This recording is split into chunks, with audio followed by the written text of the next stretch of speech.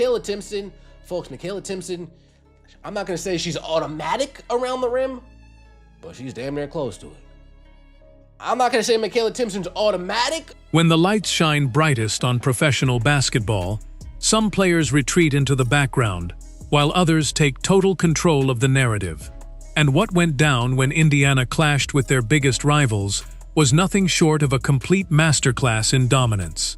From the very moment the game tipped off, you could feel an edge in the air that went far beyond standard regular season intensity, as every possession felt like a high-stakes battleground, where reputations, pride, and playoff positioning were on the line. Caitlin Clark entered the arena with the entire sports world watching her every move, carrying the weight of unprecedented global expectations, while facing an opponent that had made no secret of their desire to physically break her rhythm. The rival squad came out firing with an ultra-aggressive defensive scheme, determined to establish control early, set a brutal physical tone, and test her resolve with relentless pressure extending all the way from baseline to baseline. Every single inch of the hardwood was contested, every screen was met with heavy shoulder contact, and every pass was crowded by flying hands looking to disrupt the flow of Indiana's offense. But if they thought simple physical intimidation or psychological warfare was going to alter her calm, calculated approach, they severely miscalculated the psychological toughness and court vision of a truly generational talent.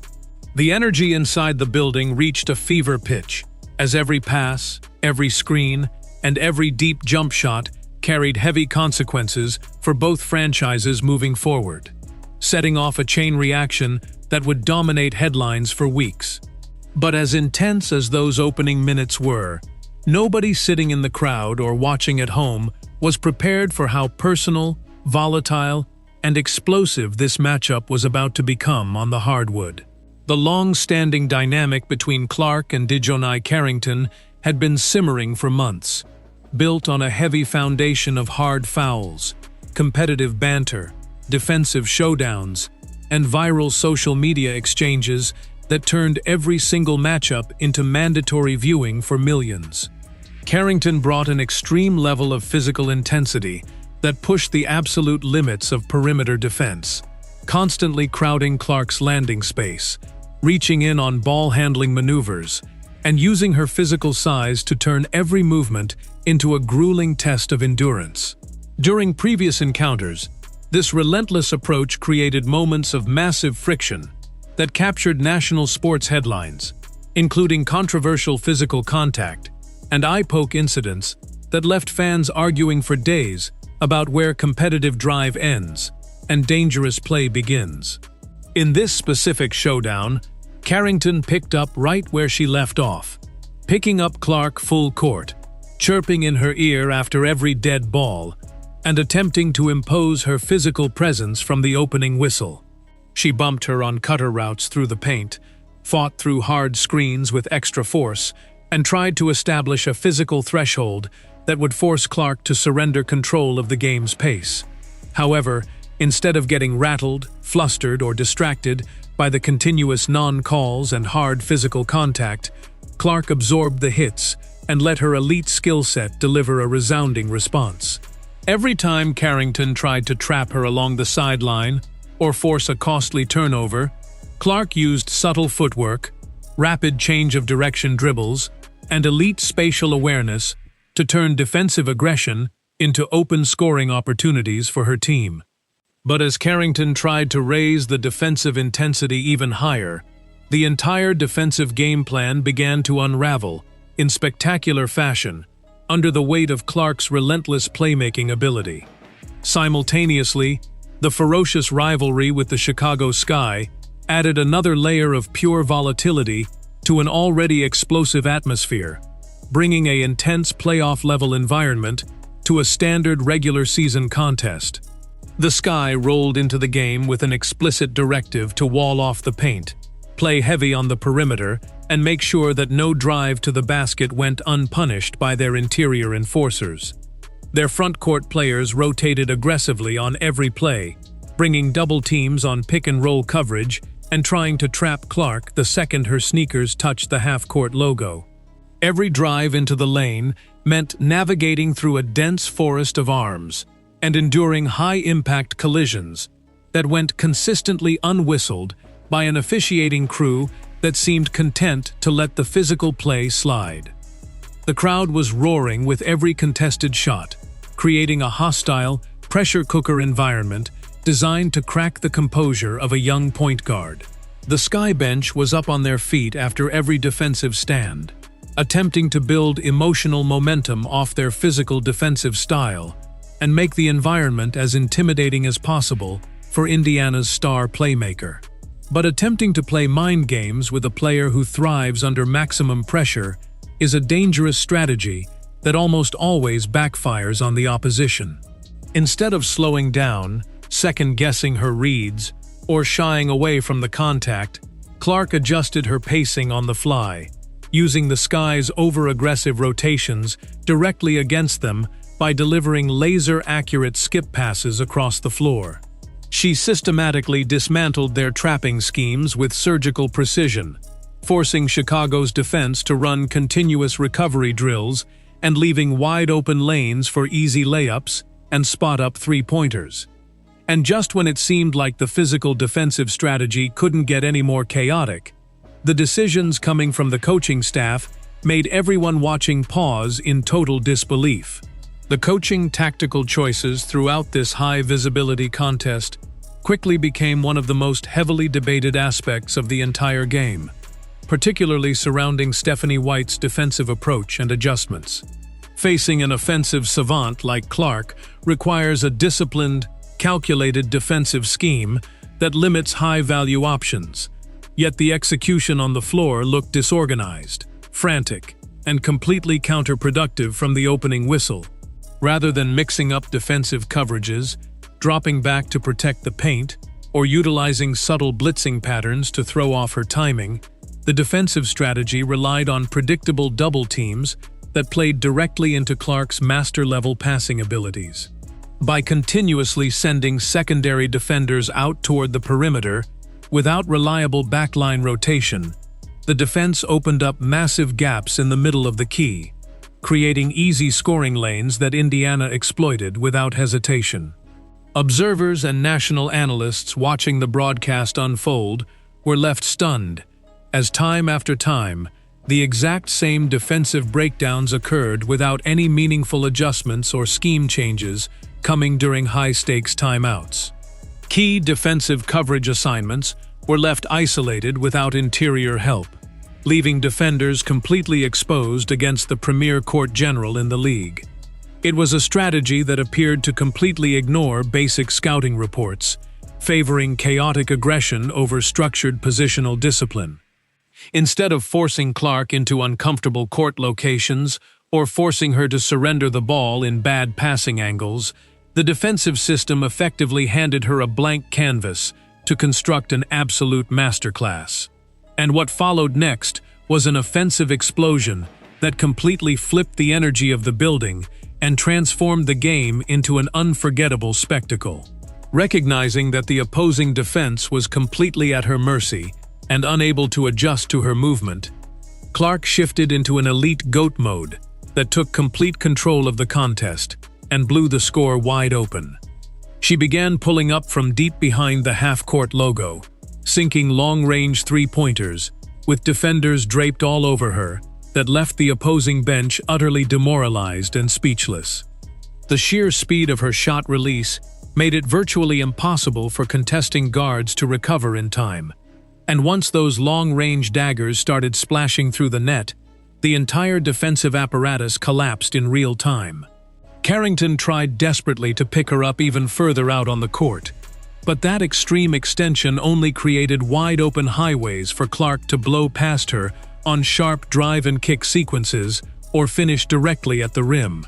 Her vision operated at a frequency that seemed light years ahead of everyone else on the floor, anticipating secondary rotations before defenders even planted their feet, and delivering pass after pass through non-existent windows. She racked up assist after assist with breathtaking speed, elevating the play of every single teammate on the floor, while simultaneously staging a scoring performance that shattered modern WNBA standards. The momentum shifted so violently that you could feel the raw emotion completely drain out of the rival arena, as every defensive attempt to stall her momentum resulted in another jaw-dropping highlight reel play. The home crowd slowly shifted from hostile jeers to absolute astonishment, realizing they were witnessing a historic talent operate at the absolute peak of her powers. But the staggering numbers on the stat sheet were only half of the story, as the emotional wave of her dominant run vibrated through every corner of the women's basketball landscape.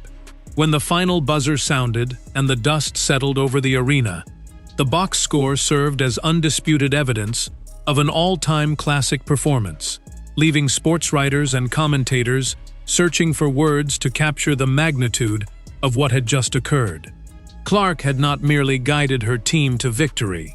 She had systematically demolished the defensive identity of her fiercest critics and silenced everyone who suggested that physical play would diminish her effectiveness. The very defenders who had entered the night, determined to make a physical point, were left looking completely exhausted, frustrated, and stripped of answers as they quietly exited the court. Social media exploded within seconds, flooding feeds with video clips of her deepest logo three-pointers, unbelievable thread-the-needle passes, and calm responses to the aggressive fouls she faced throughout the night. Basketball experts took to live broadcasts to break down game film, highlighting how her elite combination of deep-range, lightning-fast processing speed, and emotional composure has raised the bar for modern perimeter play forever. The physical tactics designed to disrupt her flow had ultimately acted as the exact fuel for one of the most explosive individual displays in professional basketball history. Opposing figures were left facing tough questions in post-game media sessions, struggling to explain how their detailed defensive blueprints were completely torn apart by a player who read every cover before it was fully deployed. Yet, as praise flooded in from fans and sports legends alike, the broader conversation surrounding how she is officiated and treated by the league reached a boiling point. Throughout her groundbreaking debut season, a noticeable and controversial double standard regarding the physical treatment directed at Clark became an impossible topic to ignore. And this game brought that narrative into sharp focus.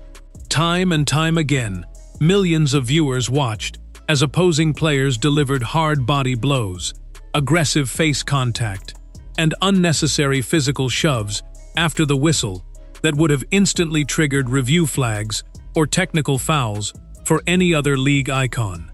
The refereeing crew repeatedly allowed the physical play to reach extreme levels, forcing Clark to navigate through constant illegal contact without receiving the standard superstar whistle expected at the professional level. Sports commentators and media personalities voiced intense frustration over the clear disparity in officiating, emphasizing that protecting elite talents from non-basketball plays is essential for maintaining both competitive integrity and athlete safety. Yet, despite being knocked down, shoved and hacked on drive after drive, Clark refused to allow the lack of calls to break her mental focus or compromise her execution. She consistently avoided prolonged arguments with officials, preferring to immediately sprint back down court, pick up the ball, and destroy the defense on the very next sequence with another scoring play or brilliant assist. This unyielding toughness under extreme physical pressure has only strengthened her legendary status among fans, demonstrating that behind her flashy long-range jumper lies a warrior mentality that thrives when the game gets dirty.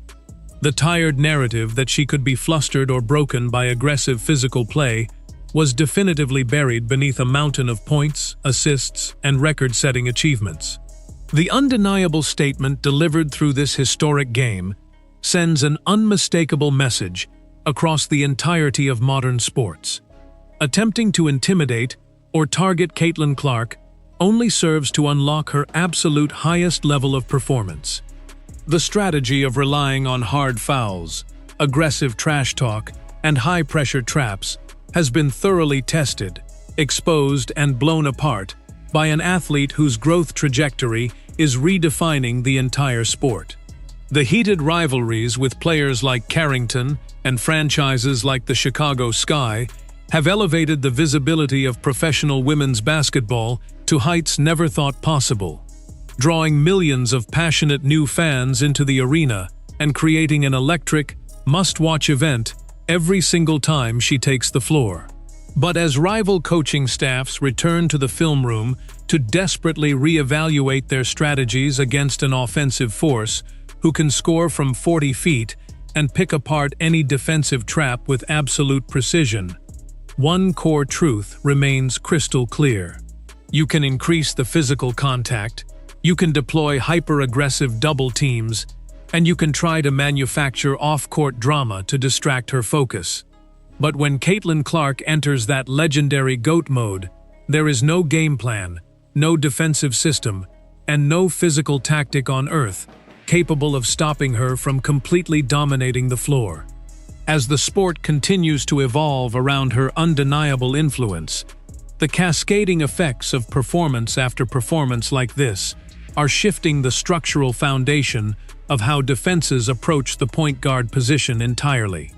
Defensive coordinators can no longer rely on traditional screen and roll coverage or basic help side rotations, because Clark reads floor space with the speed of a supercomputer, instantly identifying which defender left their assignment a fraction of a second too early. When teams attempt to play drop coverage on pick and rolls, she casually pulls up from deep range without hesitation, punishing coaches for giving her even an inch of breathing room. When teams adjust by pressing up high above the three-point line to take away her jumper, she uses a lightning-fast first step and masterclass ball handling to blow past her primary defender, drawing help defense before dropping unbelievable pocket passes to rolling bigs or kicking it out to wide-open shooters on the wing. This constant tactical dilemma leaves opposing strategies completely paralyzed, forcing defenses into lose-lose situations on virtually every single possession down the floor. The physical battles, far from slowing her down, have actually accelerated her development, forcing her to adapt to professional physicality at a rate that has shocked even veteran trainers and longtime league observers. The cultural impact of this dominance has created a phenomenon that transcends standard sports reporting, turning every matchup into a major pop culture event that commands the total attention of the sports universe.